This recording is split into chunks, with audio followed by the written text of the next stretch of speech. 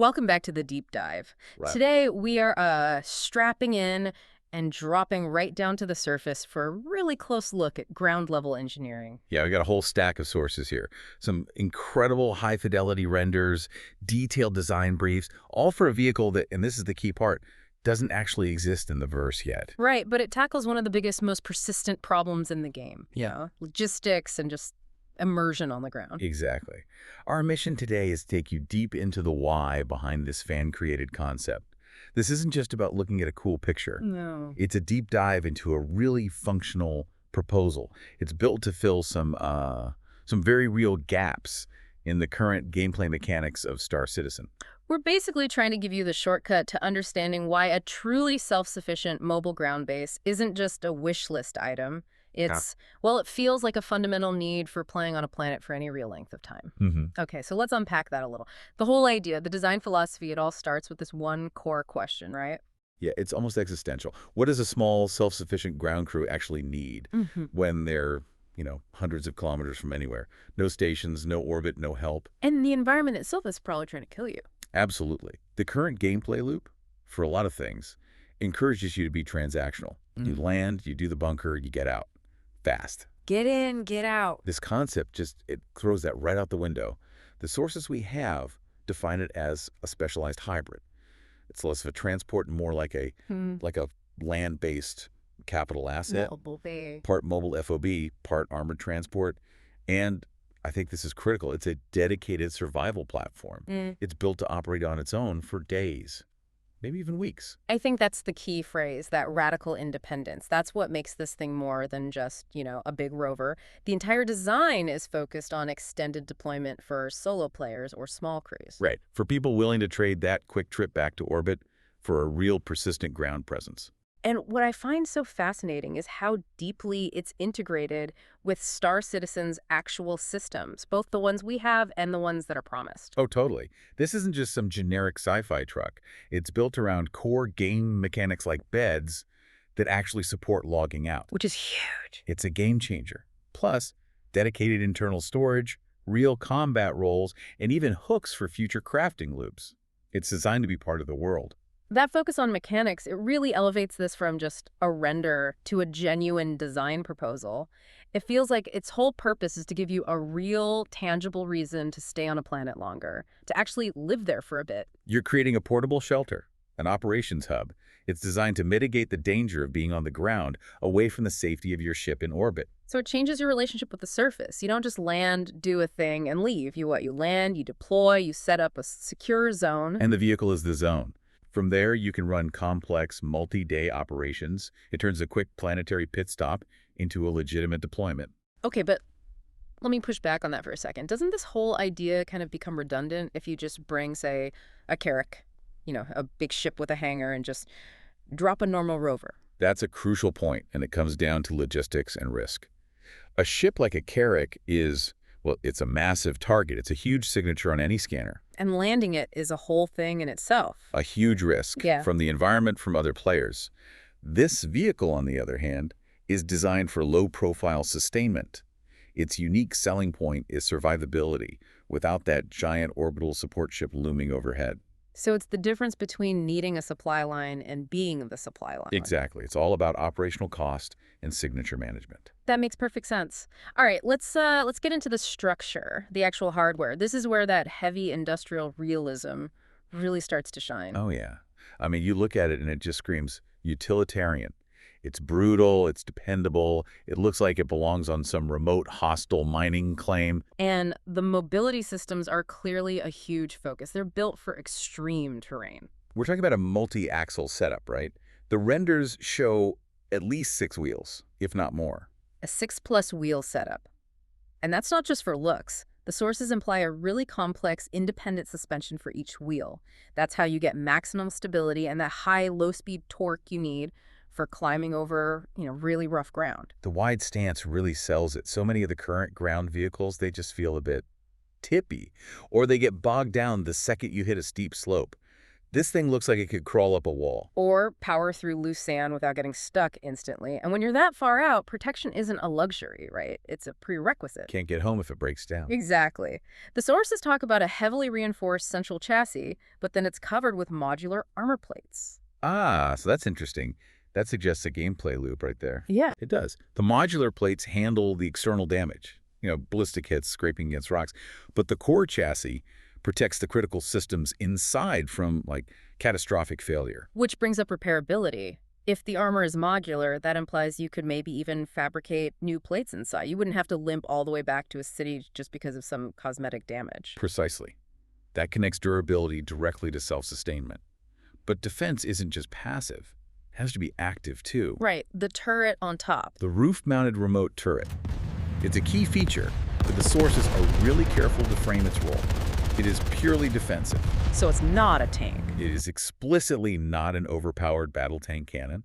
It's designed to handle ground threats, maybe some light vehicles, just enough to give you a fighting chance. So what, it probably has a limited firing arc, maybe not great against air targets? I would assume so. Probably a limited vertical angle. Yeah. Its job is to secure your immediate perimeter while you're deployed or under attack from other ground forces. It buys you time. And what about the other gear on top? I see a lot of antennas. Yeah, and that's not just for decoration. The comms arrays are there to support the exploration loop, maintaining situational awareness, triangulation, long-range comms, even if you're tucked away behind a mountain. Everything has a purpose, even the way you get in and out. There's a big deployable ramp. A side or rear ramp, which is essential for logistics. I mean, if you're hauling salvage crates or loading up mining gear, you need a wide, stable entry point. It looks like it was designed by someone who's actually had to move heavy boxes in a game before. For sure.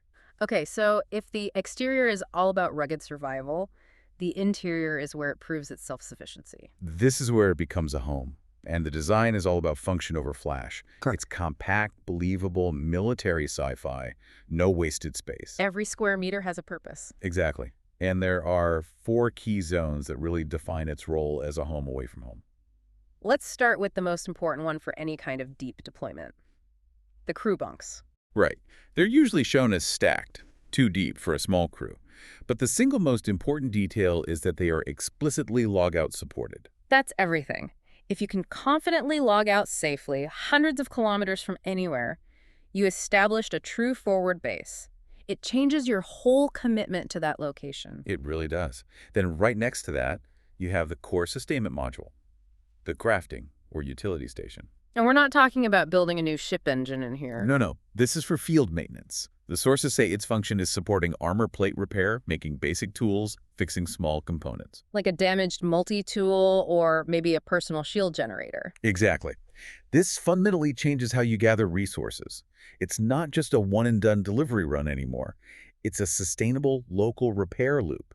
It drastically cuts down your reliance on going back to a station for supplies. That is a massive gameplay implication. Being able to maintain your own gear without breaking immersion and flying for 30 minutes. Okay, what's next? A must-have for any ground operation. The weapons rack. Simple, but essential. Yeah, dedicated personal weapon storage. And it's not just storage, it's ready storage. It's clean, it's visible, it's accessible.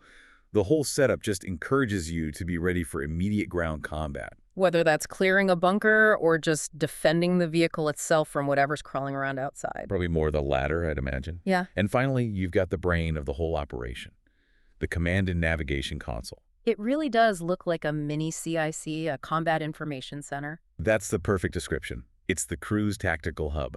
We're talking long-range comms, environmental telemetry. Pressure, radiation, temperature. All of it. Plus detailed surface scans for resources and real-time mission planning overlays. When you're that isolated, information is life support.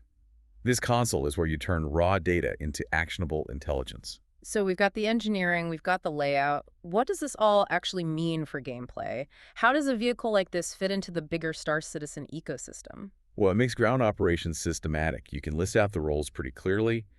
Deep planetary exploration, for one. Being a forward operating base. A critical FOB. Yeah. Supporting bunker missions by giving you a secure spawn point and a place to rearm. Helping with salvage and ground logistics. It just makes all of that feel legitimate. So it's not replacing a heavy fighter or a huge cargo hauler. It's giving you a durable tool for places those big ships just can't or shouldn't go. Exactly where it shines. In extreme environments. Hmm. During a sandstorm on Hurston, deep in the mountains on Microtech where you can't find a landing zone, in a contested area where you need to stay low profile. Anywhere a big ship is a liability. That's its strategic advantage, endurance. When the elements or the enemy turn against you, this thing lets you just wait it out. Okay, which brings us back around to balance. For something this powerful, this persistent, there have to be some sharp trade-offs. Oh, absolutely. They're essential. First, it's got to be slow. Its industrial strength means it's not a speeder. It's agonizingly slow compared to any ship. Makes sense. What else? Vulnerability. Despite the armor, it's big. It probably has a huge signature from its reactor. It is not stealthy, and it is critically vulnerable to air threats. So a single skilled fighter pilot could ruin your whole week if you don't have air cover. They'd make short work of it. And that forces you to think defensively. It also probably has high maintenance and fuel costs. This isn't a cheap vehicle to run. It's a serious resource commitment, So it's not about raw firepower, it's about utility and endurance. which deliberately encourages combined arms gameplay. Its strength isn't winning a fight alone. It's surviving long enough for help to arrive. It forces orgs to coordinate, bring in air patrols to protect the ground asset. It just makes the whole operation more complex and interesting. You know, it really feels like this design bridges that gap we talked about at the start. We have these amazing, powerful ships. But the ground gameplay can feel a little thin sometimes. It's lacking those deep, persistent tools that let you really commit to being on the surface. This fills that niche perfectly. It gives you a tool to prepare, to sustain yourself, to actually live in the world for a while. It's designed not just for mission success, but for surviving the process of being in the verse. That's a great way to put it. Surviving the verse versus just winning the fight. That's the core takeaway. This isn't about being the biggest gun on the planet. It's about being the most prepared, the most self-reliant. Exactly. Having the endurance to stay out there and get the job done. It transforms planetary ops from a series of pit stops into a real multi-day deployment that needs actual strategy. Absolutely. And based on all these very specific design choices, especially around mobility and stability in these hostile places, we're left with a final provocative thought for you to consider. So if you were designing your own ultimate ground vehicle for the verse, and you knew you had to prioritize self-sufficiency and sustainment above all else, what specific environmental challenge would you focus on? Like, say, extremely high gravity that messes with movement, or a corrosive atmosphere that requires perfect seals, or just truly crippling cold. Which one would you prioritize solving? And more importantly, how would that one factor change the vehicle's core mobility system? If 6 high-torque wheels work in most places, would high gravity force you to use heavy tracks instead? Would a corrosive atmosphere mean you'd need some kind of maglev system to keep components off the ground? How far would you have to go to guarantee